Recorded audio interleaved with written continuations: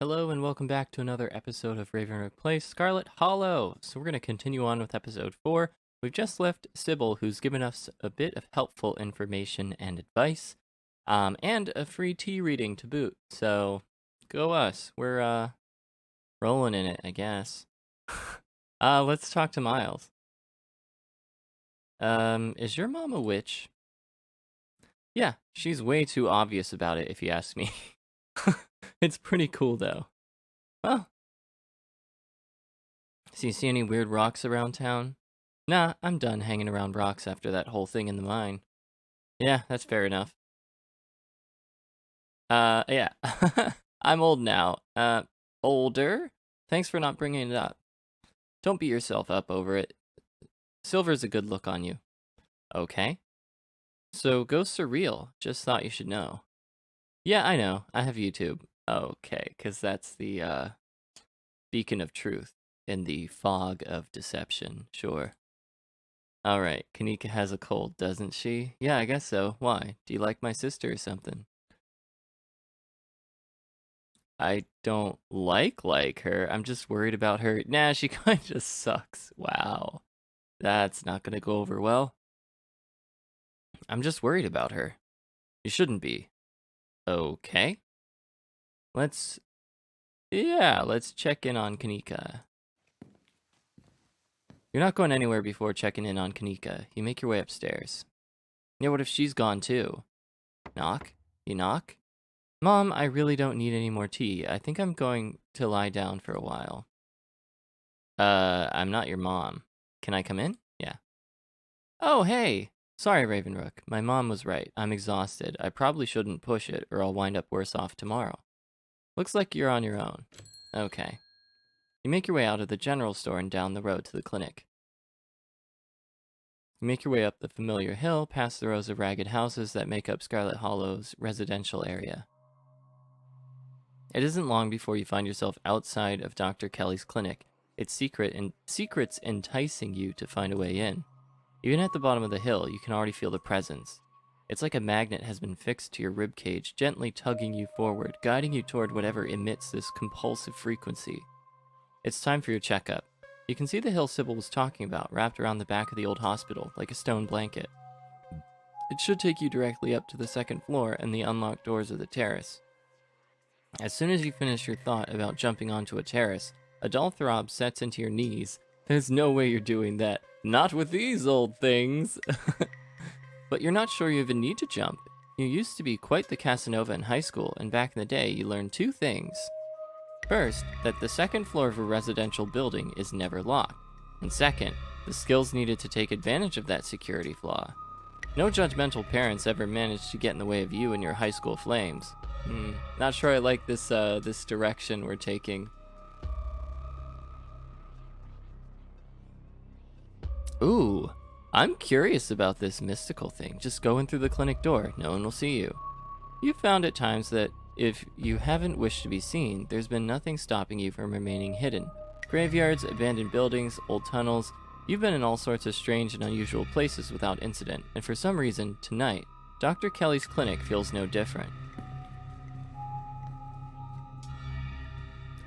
You haphazardly make your way up the old wooden stairs of the clinic's wraparound porch, taking steps in strange patterns. To an outside observer, you might appear to be drunk, but there's an unconscious method to your conscious madness, though even you would be hard-pressed to describe it.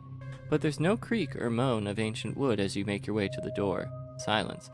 Wow, I like that a lot, actually.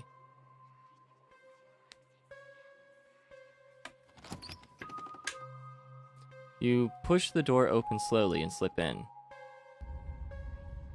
You can see the doc at the desk in some room down the hall. She hasn't noticed you. You shut the door silently, watching her closely. You're in the clinic, free to explore as you please.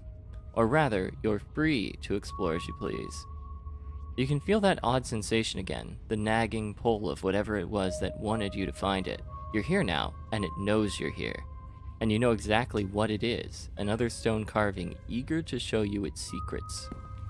Nice. You've been caught by its gravity, an overwhelming curiosity guiding you around a corner and toward a dark doorway under the stairs. It's been left ajar, as if inviting you to enter. Okay. Then we shall turn on the lights. Oh. The lights click on. You're in the morgue. It's Reese, Ravenrook. He squints, seemingly unsure whether you're the same person he met yesterday. What are you doing in the morgue? A flirt? Vampire! You haven't seen Stella around, have you? She's been missing since last night. I haven't. Did you think you'd find her in the morgue? His words seem distant to you. The tugging is strong down here. You can almost feel yourself slipping into a trance, and your eyes wander to the back wall of the morgue. You need to see what's back there. Okay, sorry, Reese. We've got bigger fish to fry. You touch the wall. It feels disappointingly solid under your palms. Hey, are you okay? You feel Reese's hand gently shake your shoulder, and for a moment, the thing on the other side of the blank white wall loosens its pull on you. Ugh, what is this weird sound? This is like really good work, but very creepy. You kind of looked possessed for a second there. You good? Make him understand. Use your words. Don't let this fervor consume you. Be present in the moment. Oh, I like that the mystical stepped in. You inhale deeply and take in your surroundings. You can't help but notice that one of the body storage drawers is labeled Pearland Scarlet. Oh. Mystical, examine your aunt's body. What a weird thing to say out of context.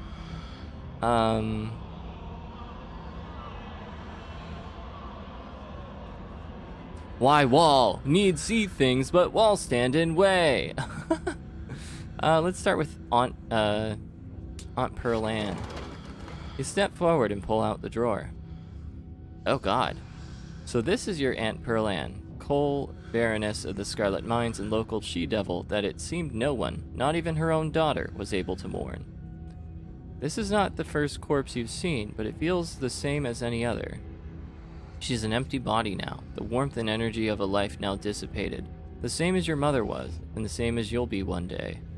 Cold air rises from her bluish skin, her vacant, filmy eyes staring up at nothing.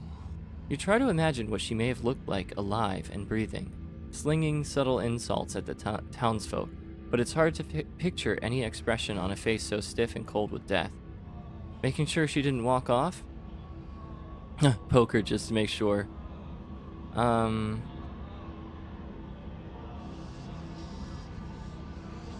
She's totally faking it. I bet she's behind everything. Alright, let's slide the drawer back in. There's no need to make any comments here. Yeah, let the dead bury the dead. Having seen what there was to see, you slide the drawer back in and close it. Alright, let's go with the other mystical option. The mines had a stone carving the other night, as did Oscar's house yesterday. They've been giving me visions, and I can sense one on the other side of this wall. I need to see it. Reese glances back at the wall. You're really serious, aren't you? This is probably a bad idea, but if you really need to get in there, I'm pretty sure there's an emergency axe somewhere upstairs. Oh shit. I just need to get the dock out of our hair. Should take 2 seconds. Yes, I will destroy the wall. Yeah, thanks for understanding. You're being shockingly, cavalier about this. I don't know. Thanks for understanding. Don't mention it. If there's anything I can do to actually be useful, I'm happy to help. Be right back. He strides past you, his long legs moving swiftly. He seems excited, his usual dour demeanor replaced with an uncharacteristic pep when faced with the prospect of sneaking around and tearing down walls.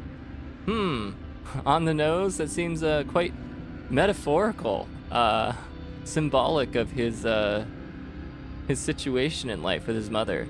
You hear his soft voice filtering in through the open doorway at the top of the stairs, a hoarse and sickly edge added for effect as he speaks to his mother. Hey, Mom. He coughs gently. Reese, I didn't know you were awake. I still feel like shit, but I think I can finally try to keep some juice down. Looks like we're all out, though. Really? I thought I'd just pick some up. I've got an errand to run on Main Street anyway. I'll go pick up some orange juice, and some ginger ale, too. That would be awesome. Sorry to ask, I know you're probably busy. It's no problem, it doesn't take long. Don't do anything too strenuous while I'm gone. Just lie in bed until I get back. Thanks, Mom, I'll take it easy. I got tired of the voice, honestly. You hear her footsteps move down the hall, then the front door opening and closing. It worked! The theatric rasp has left his voice, excitement rising in its place. Come on up, we don't have long until she's back.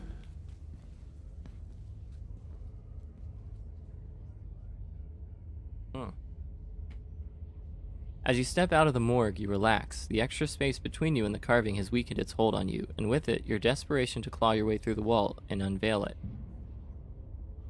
It's one of those emergency fire axes, so it should be pretty obvious wherever it is, though I'm not sure where she would be keeping it. I'll show you around. Let's try the doc's office first. You make your way to the doorway of her now vacant office. I don't see an axe in here. He's right. A cursory glance reveals nothing but stacks of paper and cabinets of medical supplies. But something on the desk catches your eye. Some sort of records with your family's name on them. Is this going to be a waste of time? I hope not. I'm curious, though. I can't stop myself. Reese stops in the doorway, turning to watch you leaf through the documents. Find something interesting? They're your family's death certificates. Ooh, okay. Pearl Ann's cause of death, sleep apnea, discovered by her daughter Tabitha Chrysanthemum Scarlet. No autopsy performed. Tabitha's middle name is Chrysanthemum. Wonder who cursed her with that mouthful.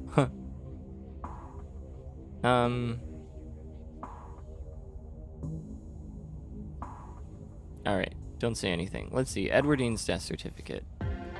Edwardine Scarlet, born April 9th, 1913, died February 12th, 2003, aged 89. Cause of death, heart failure, signed by her daughter Pearl Ann Scarlet. Pretty normal, almost made it to 90, died of a normal old person illness. Okay, Enoch's death.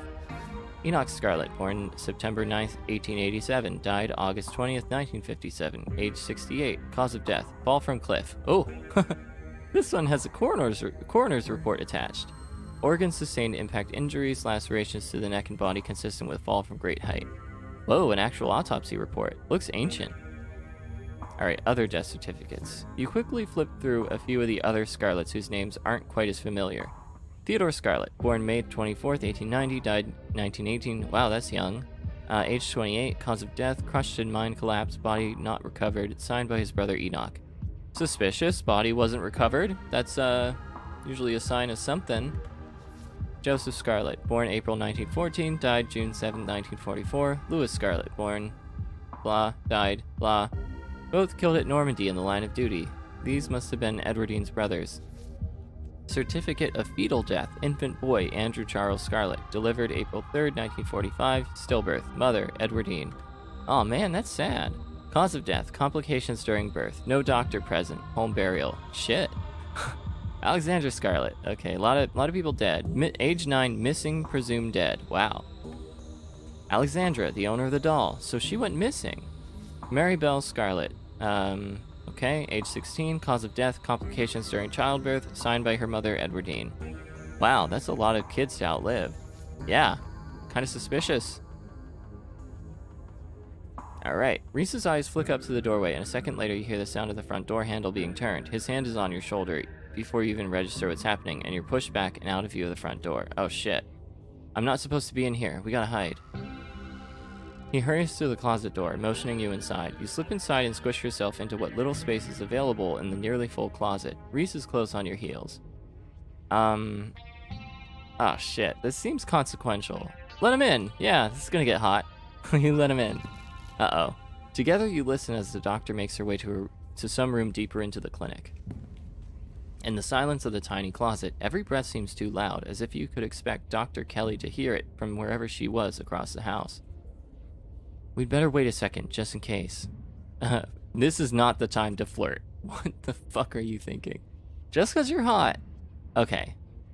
Quietly wait for the danger to pass. The two of you stand in tense silence, both crammed into the suffocating closet, taking shallow breaths as if she could hear you breathing from the other side of the building. But the footsteps soon return. Dr. Kelly makes her way back toward your hiding place, creaking floorboards broadcasting her location all the way to the hallway just outside your hiding spot. The footsteps return. They get louder, approaching the open office door, and then they stop. Much to your relief, she opens another door, leaving the main clinic. We're in the clear. Okay. Whew. That was too close for comfort or flirting. Seriously. We probably only got a minute or two until she comes back, so let's make it count. The medical supply room is probably our best bet. If any other room in the clinic is likely to have a fire axe, it's probably the room full of chemicals. This way. Could we just, like, chemical the wall? Just a thought. Just mull that one over. He motions you down a hallway, slipping through the slightly ajar door of what you assume to be the supply room. Yes, there it is. Keys, keys! Here we go. He rushes over to the cabinet that contains a bright red axe, pulling the glass door open. Your axe! Now we can... Reese pauses, turning to listen intently. That was the door from the house. Come on, if we hurry, we can get you back downstairs. I'll run interference. Go downstairs quick. You can hear her approaching now, floorboards creaking in the hallway, the other side of the office. You follow Reese's instructions, once again starting down the basement stairs, letting the pull of the stone carving guide you back to the morgue. Dr. Kelly's voice filters down from above. I was right. We did already have juice. It was just in the back of the fridge, but there's no harm in having extra. What are you doing in the clinic? I thought I told you to go rest. Oh, I'm just gonna chill in the morgue. I got my speakers, so if you hear some weird sounds, that's just my music. Okay. Nice cover there. I'll be sure to put in earplugs to drown out all that industrial clanging you listen to. You know I'm not the biggest fan of you spending time down there. It can't be good for your mental health to hang out in a refrigerator for corpses. Do you at least have a blanket this time? Yeah, I'll be fine. It's just a change of scenery. My room feels too claustrophobic right now. Okay. I'll let you know when it's time for dinner. You hear the door at the top of the stairs close and the sound of Reese descending the stairs to join you in the fluorescent lit room below. Hey. Wall now? Yes? Wall. Let's do this. May I make the first blow? That sounds sexual. Yeah. Let's warn him. I should warn you, something spooky might happen when we break down that wall. Reese smiles. Good. Feel like I've been missing out lately. Stop asking questions. It's time to see what's on the other side of that wall. Alright, let's do this. Have at it. You approach the far end of the morgue, axe practically singing through the air as you strike the wall. The first cut offers a surprising amount of resistance. There is some structure behind it, some wood frame holding it in place, trying to stand between you and what waits for you on the other side. You stagger back from the massive hole in the wall and admire your effort. Holy shit. The splintered edge frames a dark passage, seemingly cut deep into the side of the cliff, cold seeping from the forgotten passageway into the already frigid morgue.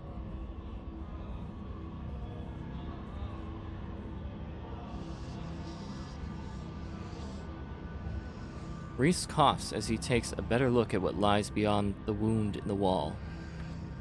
There's a whole hallway back there. Thick, stale air leaks from the hole, filling the morgue with an earthy mildew smell, like the room is slowly filling with dirt. And with the stink of the grave-like room beyond comes an even stronger compulsion. You step forward, and you climb into the hole. This is wild. I had no idea any of this was here. An entire hospital wing, rotting away for decades behind some flimsy drywall. It wasn't that flimsy. My axe had some trouble breaking through. Okay. Someone doesn't want us to find these carvings. I wonder if it's whoever put them there. Or if it's someone else. Wouldn't it be someone else? Have you had intricate stone carvings of some occult or spiritual purpose? Wouldn't you want people to see them? I don't know. Maybe not. Maybe not. Whatever their reason, they went to a lot of effort to hide this one. I wonder if the doc even knows about this wing. You step forward into the unknown.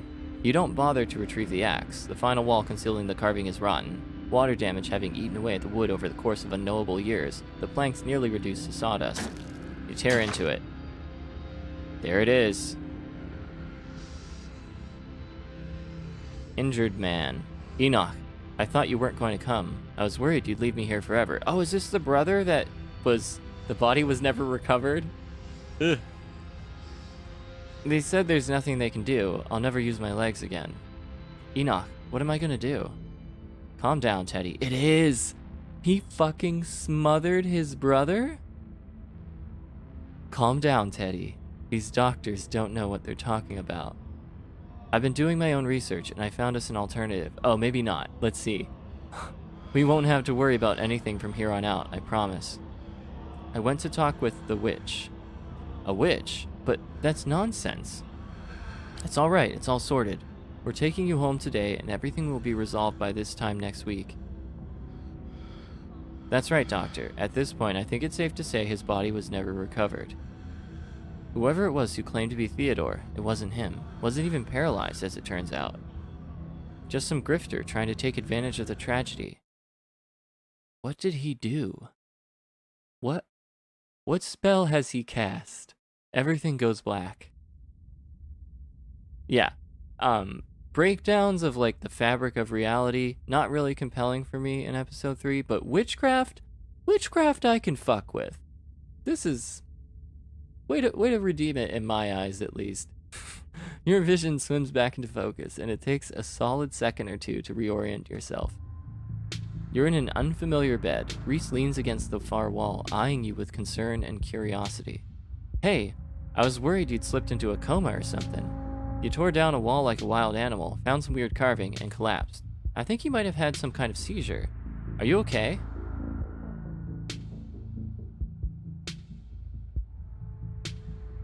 I had a vision. Yeah, let's just go straight for it. I had a vision. Like a hallucination? I have those sometimes too. Used to have them a lot as a teen. Always just weird little things, like my hands would look wrong, or my neck would seem too long, or the room would feel smaller.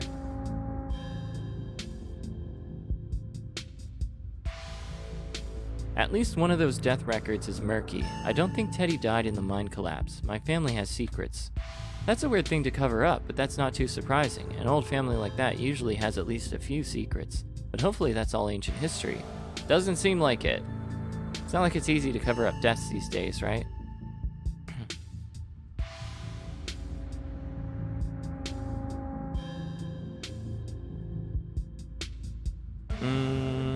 Yeah, I should probably get going. Stella's still missing and the stone here finally stopped yelling at me.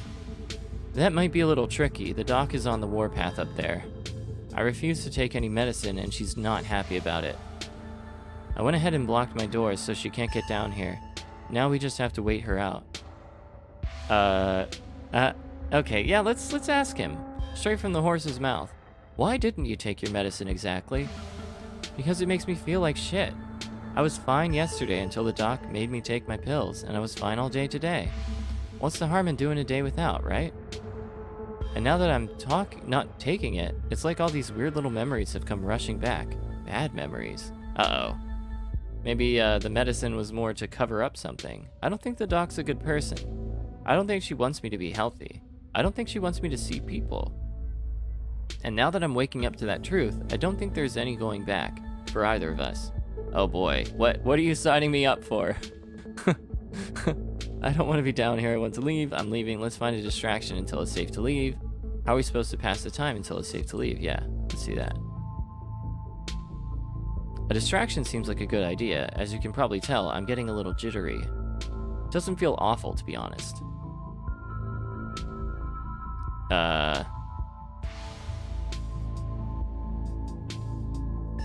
Yeah, I'm chill with whatever. Sure. Cool, I kind of only do two things, paint and watch movies. I'm too jittery to paint right now, especially since I'll probably be leaving this basement and everything in it behind in a couple hours. So, movie it is. Go ahead and get comfy. I'll pick something you might like. You know, I've been wanting to share Shi no Chi Death Blood with someone for years. Reese gets the movie set up and joins you on the bed. Let me know if it gets to be too much for you. I'm not a great judge of how other people will react to the sort of things I watch, but I definitely don't want you to feel uncomfortable. This is a slow burn of a movie, but the dread it's managing to build is palpable in the room. Or maybe that's just how it feels down here all the time. What with the grisly paintings, lack of lighting, cinder block walls, and of course, the fact that its inhabitant has been practically homebound since his teens. I've seen a couple of the director's other films, and they're all interesting, though this is probably the best introduction to his work. The way it jump cuts to seemingly unrelated TV show recordings that then wind up tying back into the narrative adds a level of realism and depth to the narrative that I find really engrossing. It's found footage used to its fullest. I can't believe I'll be able to just do things from here on out, like watch movies with another person. Oh, he's so happy, look at him. Or talk to people, ever. You can hear the difference in energy now that Reese hasn't had his daily dose of medicine. He's uncharacteristically chatty, clearly not used to talking to another person, let alone when he has the energy to carry on a long conversation. Something is changing inside of him. Yeah, let's go for the mystical. Reese, you feel different. Like your whole personality is changing. Is everything okay? Everything is more than okay. I haven't felt this good I don't think I've ever felt this good. A man on the screen yells portents of doom into the camera. What a juxtaposition, trailing off into a wordless scream. The plot is really heating up. I love that there are all these distinct sort of vignettes, little pockets of horror that affect a small number of people, and only once you start to see how they fit together can you realize some fundamental horror about the universe. And then that horror sees you back. Incredible! Cosmic horror is the truest sense. In the truest sense. Reese is becoming very animated. It's probably safe to assume that he's dealing with a lot of extra adrenaline right now, what with his entire reality turning out to be a lie. But he's also talking over the movie. I feel like this development, the pacing is just a little too quick. I would have liked some more establishment of him kind of realizing, like the fact that he stops taking his medicine. It only takes a day or two for him to realize, oh, the medicine's been keeping me feeling like shit. Like, I feel like this would be a much, especially since it's his own mother, there would be denial, there would be all these other conflicting, contradictory emotions that would then kind of swell into this realization and this excitement at the power to change. It just wasn't developed properly. Yeah. But he's also talking over the movie. It's more than just something that's changing in Reese. It's everything. There's a knock on the window. Uh-oh. It's Wayne! Ravenbrook, don't get any closer to that thing. It's time to go home. That voice. I know that voice. Is that who's been following you around? Without another word, Wayne starts pounding on the window. Good luck, freak. That glass is shatterproof. Uh-oh. Don't egg him on. Enemies upstairs, enemies outside. We're surrounded. Even if I get out of this house, I won't be safe. You won't be safe. You're being weird, man. Let's see. What do you mean? Wayne isn't going to hurt you. He hasn't hurt anyone. Yes, he will. He's furious with me. Can't you hear it? But I'm not weak anymore. I can fight back. I don't have to cower in fear from the people who want to hurt me. Where is this going? I can protect both of us, Ravenrook. The window shatters. Oh, what? What? I think I like where this is going. But who are those spirits? Are those spirits there in the background? As Reese tears at his clothes, paint bubbles out from the canvases, his ghoulish figures peeling themselves out of their two-dimensional worlds. What the fuck? Invading yours, crawling up the walls. Grab my hand, I'll pull you out. He has a tail? Leave us alone. Oh. Well, I'm glad we didn't flirt with this one. In a surge of violence, the change that has been brewing inside Reese finally comes. As it manifests, the broken basement window is sealed off, and Wayne along with it. Oh, God. Shit. Run for the stairs. Yeah, right? You've seen enough to know you need to leave. You run up the stairs. The door is blocked by a chair, and then it's blocked by something else, too. Oh, God. I hate this. Try and tear? You toss the chair out of the way and do your best to tear through the paintings covering the door. It reforms and regenerates too quickly for you to claw your way through. Uh-oh. Defeated, you turn back to the basement. The remainder of Reese's paintings await their artist's command. It's okay. Stay right there. I can take care of this. Then she won't be able to hurt anyone anymore. I'll be right back. Oh, God. Reese storms up the stairs, leaving you with his smears.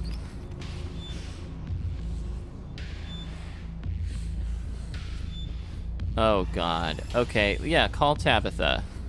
You dial your cousin's number. What mess have you gotten yourself into now? I'm at the clinic. I think Dr. Kelly is in danger. There's a monster on the loose. What? Don't move a muscle. I'm coming to get you. Oh, thank God. I never thought I would say I never thought there would be a day where I'd be like, thank God Tabitha's coming and she has our back. Your cousin hangs up the phone. Oh God. Oh no.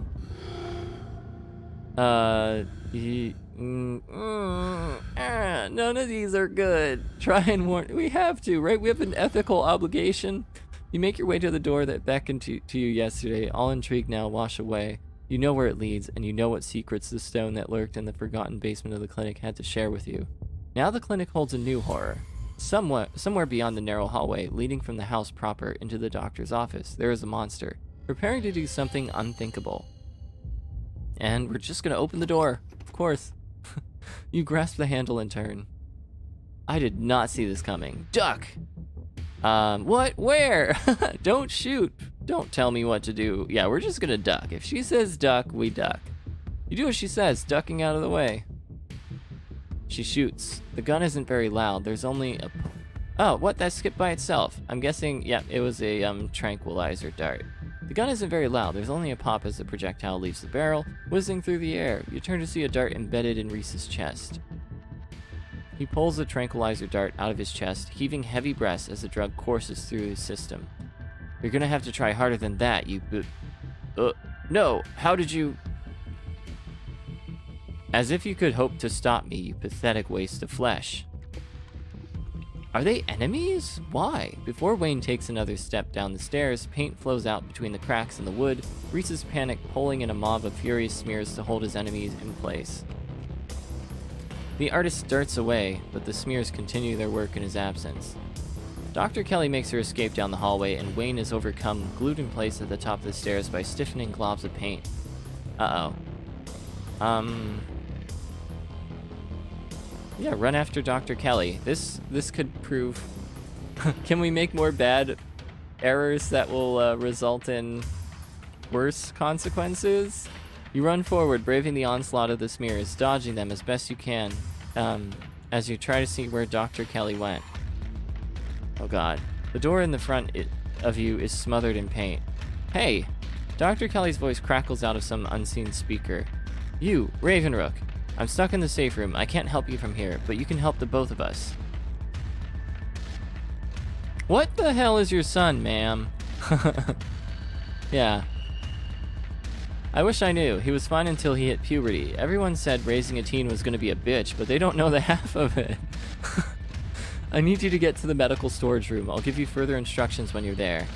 Okay. Here we go.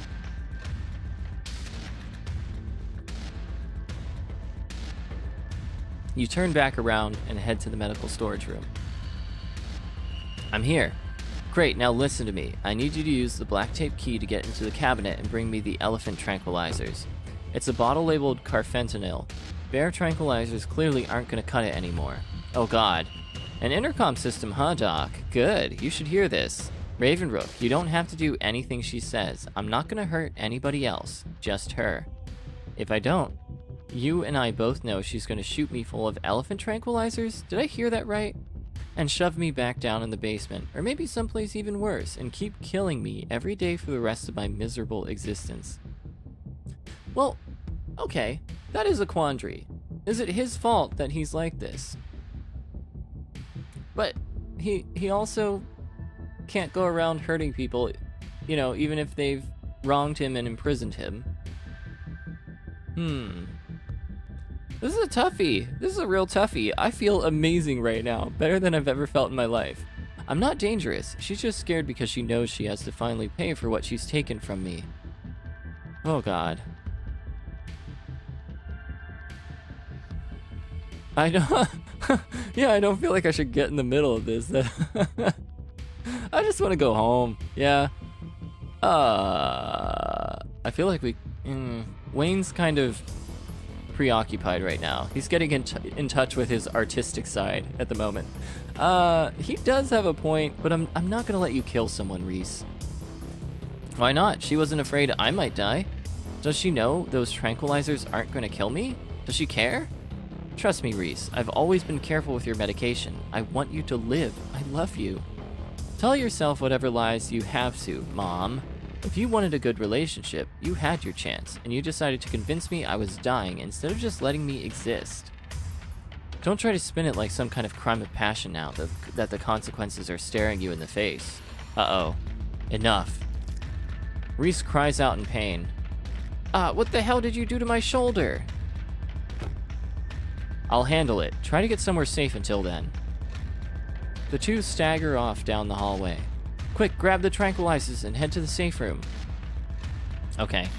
You do as she says. The tranquilizers are easy to find, marked with a small square of black tape to match the key. She's certainly an organized woman. Alright, head for the safe room. Jeez, this took a turn I did not see coming. You make your way out of the medical storage room and back to the hallway where Dr. Kelly disappeared. As you approach, Dr. Kelly heaves open the door, slowly breaking apart the massive paint sealing it shut.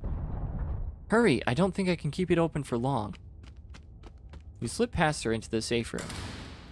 She shuts the door quickly, though one of the little smears manages to slip past her. She stomps on it. Painted viscera splatters across the cement floor. So, did she know? Has this happened before?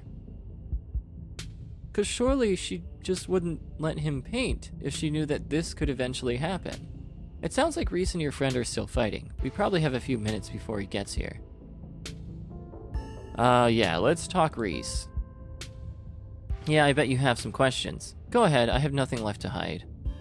When did you find out? A little after he hit puberty. He had all the usual changes, then a few extra. Thickened nails, sharp teeth, elfish ears. I figured he might have some kind of genetic disorder. Had him checked out a few specialists, but there was nothing obviously wrong with him. Then we had an argument, and he changed right in front of me. It was nothing like what he is now, just a couple inches and some facial abnormalities, enough to be noticeable. I was scared. He could see that, and he stopped. I thought it was a one-off, or maybe a hallucination. That's why he said he had hallucinations. That tracks. But the second time, it wasn't as subtle and it didn't go away as easy. That's when I knew for sure that this was something beyond my realm of expertise. So what is he? Yeah. At first, I thought he was some kind of werewolf. But if he is, he doesn't follow any kind of full moon rules or anything. Silver doesn't do shit to him, and you've seen what he looks like. It's just weird.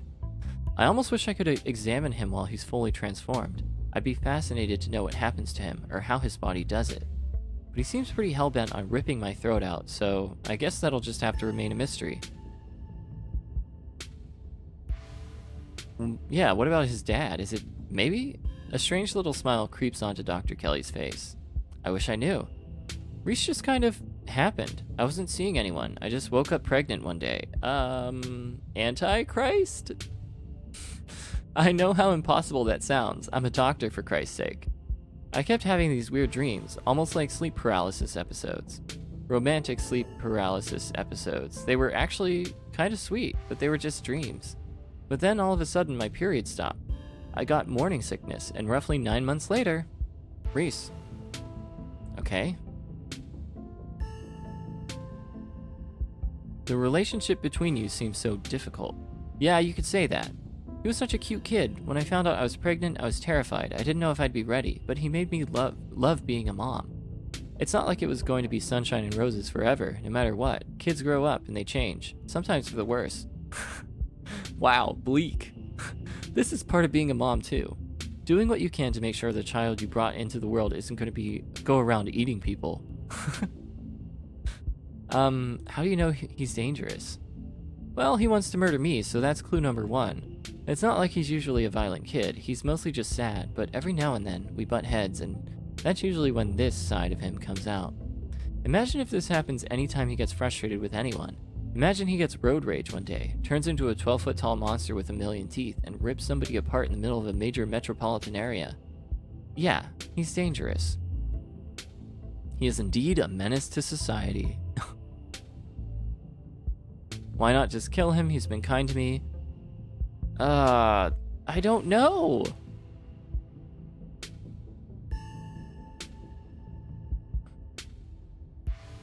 Yeah?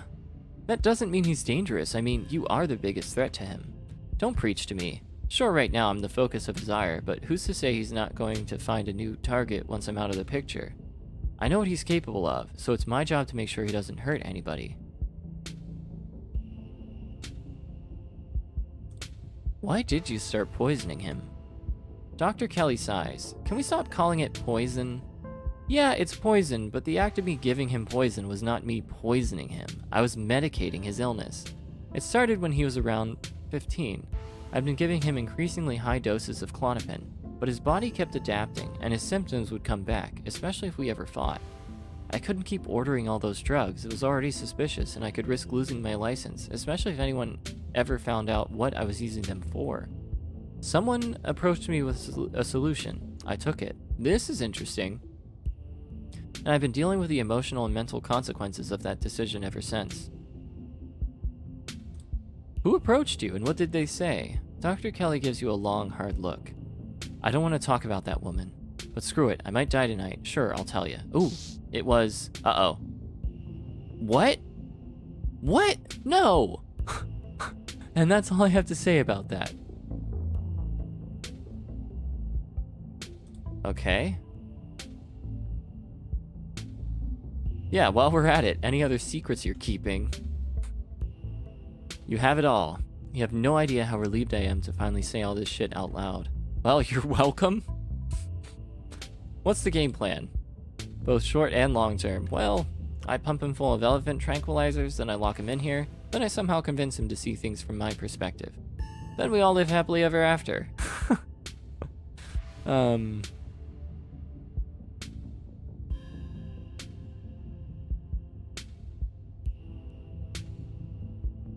There has to be some other way. It's going to make him feel trapped. It sure is, especially since I'll have to isolate him even more now that he knows what's going on. He's going to hate me. But you gotta work with what you've been given, and what I've been given is an ethical dilemma where I either let my son kill me, freeing him to go out and kill others, or imprison him for the rest of his life and force-feed him poison to keep him controllable. At least she recognizes that it's an ethical dilemma. Or the third option, kill him. I've decided which outcome I can live with. Alright. You and Dr. Kelly sit in silence and wait for her son to make his way to the safe room. The sound of distant breaking glass cuts through the silence of the clinic outside the safe room. Shit, this might be game time.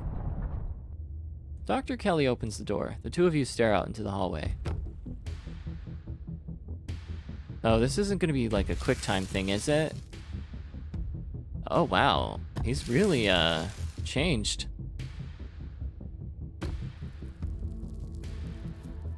What are you? Is this what you were so afraid of? Hand over the tranquilizers. This is our shot. Oh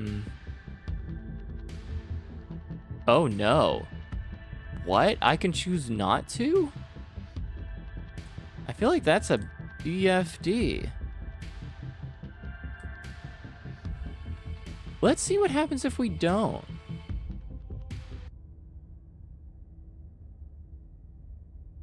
Okay. It's not right to let you lock him away. Stop messing around and hand it over now. Oh no. That I also did not see coming. Wow, good job. Way to just throw me for every possible loop here. A shot rings out. Reese's body is thrown to the wall. Shotgun in hand, your cousin rounds the corner and trains her weapon on his writhing body. Tabitha, what are you doing here? Stop it. Let me sedate him. We can deal with this non-lethally. Are you insane? That thing was trying to kill you. Yeah, let's go for the sedate option. I want to be sedated, am I right? You leap forward, placing your body between Tabitha and the whimpering Reese, his face already trying to stitch itself back together as he writhes on the ground. Ravenrook, what the hell do you think you're doing? Don't kill him. He's still a person. Person my ass, did you see his face? Both of you shut up and help me drag him into the safe room, now. You turn to see Dr. Kelly already pulling her son toward the open doorway. Tabitha swings the gun onto her back, huffily jumping in to help Dr. Kelly. It's not long before his regenerating body is sealed away behind the door. Not exactly how I thought that would play out, but at least none of us are dead. If you've done any permanent damage to him, you're gonna be the one paying for the medical supplies, Miss Scarlet. You aren't seriously gonna keep that thing alive, are you? It's clearly dangerous. What makes you think you can keep it locked up? It is my son, Miss Scarlet, and despite appearances, he is still human. I prefer you refer to him as such. And I've managed to keep him safely locked away and harmless for years. Sure, it'll be a little more difficult now that he knows about his condition, but that room is lined with lead. He's not going anywhere. He's human? Are you sure about that? Are we talking about the same guy? Trust me, I've done genetic tests. He is human somehow. And it's my job as his mother to protect him and to protect people from him. It's not a burden I take lightly. You don't have to worry about him getting out anytime soon.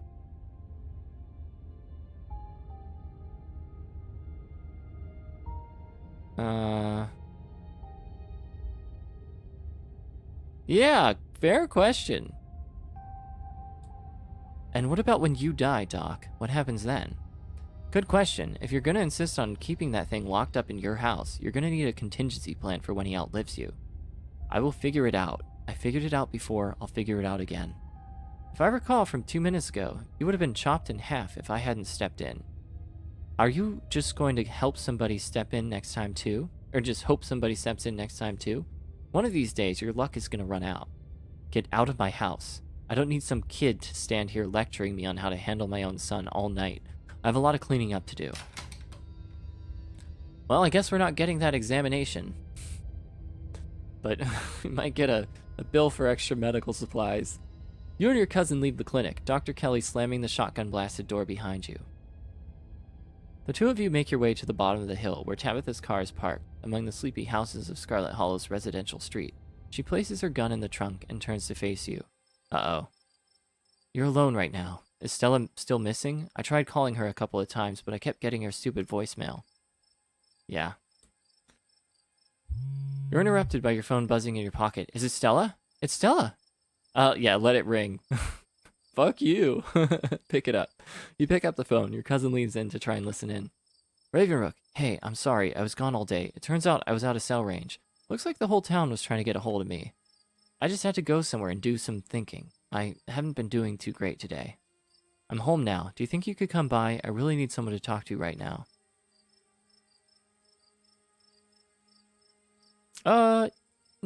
Yeah, can Tabitha come too? I was kind of hoping it would just be you. Stella hangs up the call. I'm not coming with you. It's been a long day. I'll see you at the estate, Ravenrook. Your cousin walks back to her car, leaving you alone to catch up with Stella. Oh, this is exciting. I'm glad she's okay. The lights are on inside Stella's place, a welcoming glow in the surrounding darkness. She's waiting for you on her porch. I thought Tabby was going to come along. I'm kind of glad it's just us. You have no idea how good it is to see your face. You join Stella and sit next to her on the porch.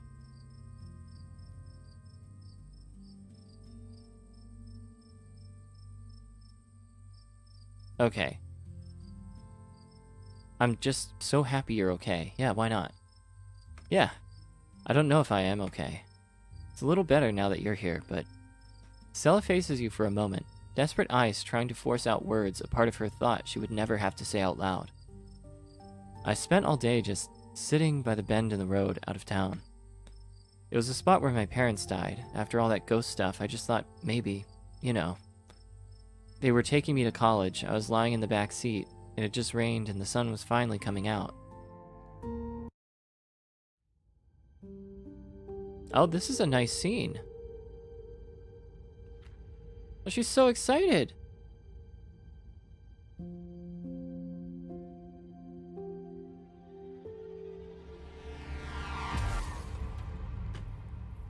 Oh, that is a treacherous spot. I know windy mountain paths like that with trucks. Oof. Yeah. And the only reason she survived is the fact that she was lying like that. Not a great lesson on wearing seatbelts. Wear your seatbelts, please.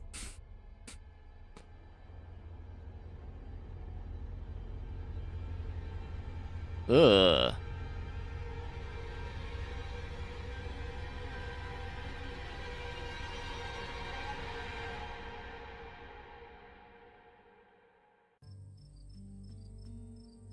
Sorry, I know that's probably a bummer to talk about. That was a really nice scene. It was awful, really messed up for a while. I think I'm still messed up. There's whole years of my life after the accident that feel like they just never happened. Like every time I try and remember them, it's blank. I have all these videos sitting on my channel that I don't even remember filming. It's scary.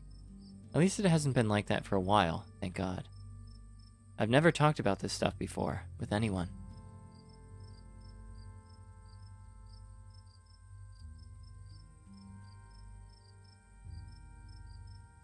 Yeah, take her hand. Reach out to her, taking her hand. It's warm against the cool night air, and the skin of her knuckles is soft. She finally tears her gaze from the road, her sad eyes meeting yours. With the hint of a smile creeps up the corners of her mouth, her dimples beginning to crease. Her hand shifts, her calloused palm fitting into yours, her grip tightening. It's strong and comforting. You can tell she feels held, and so do you. The two of you stare out at the quiet night beyond the porch. I think the accident is probably why I got into ghost hunting. I think I just wanted to see them again. I wanted to know whether I even could. I never found anything, so I eventually gave up. Then last night happened, and I ran out there to see if maybe it would happen with them too. Even if it meant seeing the crash again, or seeing them all messed up and dead. I just wanted to see them. They never came.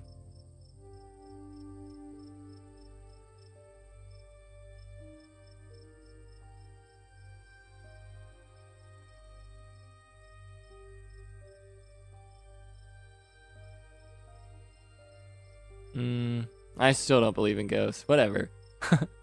Yeah, I feel like anything I say is just gonna come out kind of disingenuous. You carefully place your other arm around her shoulders and pull her close to you. You feel her chestnut hair against your cheek. She smells a little sweaty and a little sweet. Faded scent of her shampoo mingling with the natural perfume of her skin. It's nice. You take in a deep breath, stroking her arm with your thumb, letting her lean into you. She rests her head against your shoulder, closing her eyes serenely. That hint of a smile spreads into a barely contained grin that finally chases away the worry in her features.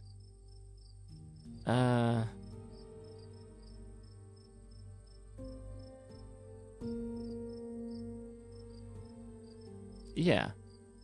Just because they weren't there, it doesn't mean they don't love you, wherever they are.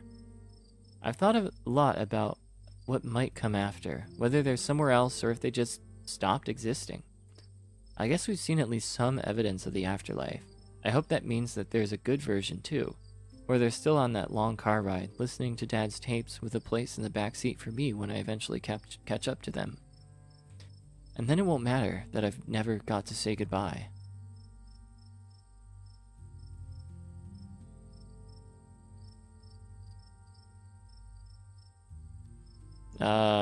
Maybe? You could always say goodbye now. Stella sits in silence for a long moment, her breath slow and even. Goodbye. I love you. Don't worry about me. I'm gonna be fine. She's silent again, as if waiting for a response, but it never comes. But she smiles, a lively glimmer returning to her sad eyes. That kind of felt better. I don't think I realized how much I'd kind of trapped myself in my own head. Thank you for breaking me out of it. Thank you for saving me. I should tell you about what happened today. Oh? You relay the events of the evening as best you can. Saying it out loud somehow makes it feel less real, like you're sharing the plot of a horror movie, not something that actually happened to you. Oh my God. I'm glad Tabitha was able to step in, but that poor guy, and poor Dr. Kelly. This just sucks for everyone. Yeah, this is a real stinker of a situation, ain't it? Hopefully he and his mom can work things out. How? How? We should try and visit him tomorrow. What? Okay. You know, I think processing just the one traumatic event is enough for the day. This new one's going right into the void. At least until we get to the end of the week. I forgot that we're only here for a week, and shit, what a week it's already been. I probably shouldn't stay out here much longer. I've been awake for a really long time. But I don't want you to go. Do you want to come in? Spend the night? We can see how the guest bed compares to mine. Tip: dialogue options marked romance will start a romantic arc with the character you're talking to and will lock you out of romantic arcs with other characters. What? We can't just be like a rapscallion? Okay, fine. I wanted to be a Don Giovanni, but I guess I'm just gonna be a boring old vanilla romance guy. Yeah, I feel the same. Wink. But then we're kind of leaving Tabitha in the lurch, but I was hoping you'd ask. I'd love to. This is a dating sim, right? That's the name of the achievement? That's awesome. Stella ushers you inside, a barely contained grin threatening to split into an excited smile. Let me just go take a quick shower. I've been sitting outside for a day. I need some soap. It'll just take a minute, then we can get cozy. Oh man, I would kill for a shower. I wonder where this is going. Do I need to edit some of this out? Stella laughs. Yeah, I'm sure you've built up quite a lot of grime today. It's all yours when I'm done. Okay, we are going to take separate showers. Whew. Almost got too steamy for me. She hurries off, leaving you alone in the living room. Finally inside, somewhere safe, you fall into a near trance, mesmerized by the sound of the shower in the other room. But you're brought back to reality by the sounds of heavy knock. There's someone at the door. Oh god. There's nobody home. Who is it? You know who it is. Open the door, please, Ravenrook. Oh god, it's not my house, though. There's still nobody here. Okay. I feel like he's a good guy. You summon the bravery to cross the room and open the door. Wayne cocks his head, the stained veil over his face fluttering in the slight breeze outside. The outside of his clothes are streaked with what at first you think might be gore, but you quickly realize it's actually paint, and there are wide claw marks down his shirt. But he's still in one piece after his altercation with Reese. Close now. Wayne, I was so worried about you. Dude, get out of here. I'm in the middle of something. Okay. Wayne, I was so worried about you. No need to worry. The boy managed to catch me off guard with those little constructs of his, but he wouldn't stand a chance against me without little tricks like that. I won't keep you long. I know you have a warm bed and a warm body to keep you occupied tonight. Well, that's conscientious of you. But I wanted to give you a suggestion for tomorrow. You should take advantage of Tabitha's absence at the estate. Forbidden places won't be forbidden without her around to stop you. Do a little exploring. Oh, that's exciting. You might be surprised at what you can find. He slowly steps back, shining eyes fixed on you as he disappears into the dark night beyond Stella's door. That's exciting. Were you just talking to somebody, Ravenrook? Nah, just Gretchen. No. Wayne stopped by to try and spook me. Boy, I sure am tired. How about we turn in? Wayne stopped by to try and spook me. He's still following you? Are you sure we're safe? I think he's on our side. You think so? I guess that's good. I still don't love the thought of him stopping by unannounced at odd hours of the night, though. You know, the thought of your creepy stalker, whether he's on our side or not, makes me feel a lot better about having you around tonight. It'll be nice to have somebody next to me if I get scared in the middle of the night. Speaking of, I'm exhausted. Let's turn in. Oh, right. But you said you wanted to shower. Sorry. Head's a little fuzzy from staying up for the past day. There's fresh towels in the bathroom, and I've got some extra bathrobes. I can put your clothes through the wash, so they'll be extra clean and fresh in the morning. It somehow feels like the longest and shortest shower you've ever taken. Too tired to think, too tired to process the flow of time. Stella sits outside the bathroom door and makes quiet and comfortable small talk with you, and then you're done. You dry off and step into one of her extra robes. So are you coming in? Follow her. Yeah, why not? You walk by Stella and into her bedroom. She gently closes the door behind you. Sorry I didn't clean up beforehand. You can think of it as getting the authentic Stella experience. She slips past you and lies on the bed, dressed in an oversized t-shirt. You're quick to follow. She's warm and still slightly damp from the shower, her skin fresh and flowery. She turns to look at you, smiling, dimples creasing at the edge of her mouth. You could kiss me if you wanted to. If I'm being honest, I'm really not a kisser. I hope that's okay. I really like that is an option, to kind of touch on the various ways that romance can manifest itself or be expressed. It doesn't have to be just kissing. And if people are uncomfortable with kissing, there should be language that is kind of spoken and acknowledged that, hey, I still feel romantically about you. I'm just not a kisser. I feel like as we... I'm going to get off my soapbox in a second, but I feel like as we progress and gain more understanding and the opportunity to be kinder and more understanding of one another, this is a good step in the right direction. But yep, this is me, so you shift closer to her and close your eyes. The magnetic pull of anticipation rolls down your spine and across your skin, and for a moment that seems to last forever. You take in every detail of the world around you. The forested scent of her eucalyptus shampoo, and beneath it, the slightest hint of campfire. The comforting heat of soft but calloused hands against your cheek. The thunder of your hearts beating ever more quickly in unison. The tension rises and rises, a tone seemingly without peak. And then it breaks, and her lips touch yours. They're fresh and minty and soft, cool against yours, and guided by the gentleness of someone looking to hold on to the memory of tonight for a long, long time. And then she pulls you closer, tighter, and the two of you lose yourselves in each other. Eventually, the two of you break away and open your eyes, gazing at each other from opposite ends of the pillow. You drift off together, limbs entwined, exhausted and safe and comforted. Tomorrow may bring some new horror, or it might not. Whatever happens, you'll face it together. And that's the end! Oh my god! Okay. Oh man! I can't wait! Oh! No, they can't keep doing this to me. Ah, okay, well, we're gonna save it here.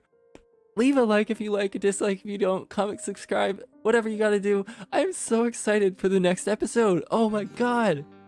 Oh, I had a feeling they might leave it here, but man,